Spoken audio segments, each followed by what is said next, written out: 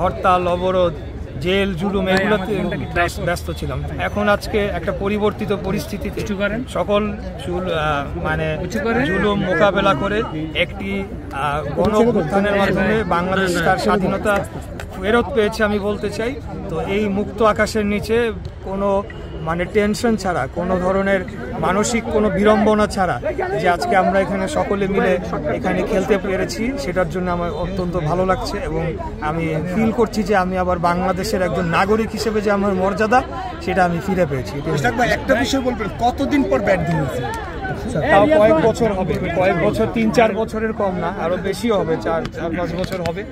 করোনার আগে সম্ভবত 2020 সালে আমি যখন মেয়র নির্বাচন করি তার আগে ব্যাট ধরেছিলাম, খেলেছিলাম। তারপরে তো আর অসম্ভব, এটা আর সুযোগ হয়ে ওঠে নাই। এবং আজকে এই যে ঢাকা ইউনিভার্সিটির ভিতরে দাঁড়িয়ে আমরা যে কোনো নির্দ্বিধায়, কোনো ঝঞ্ঝাট, কোনো মাথায় কোনো অন্য দুশ্চিন্তা ছাড়া খেলতে পারছি।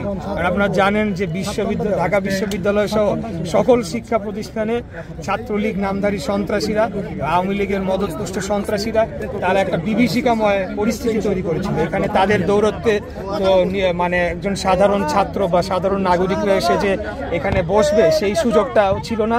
আমরা যারা বিরোধী দলের রাজনীতি করেছি আমাদের জন্য তো মোটেই না।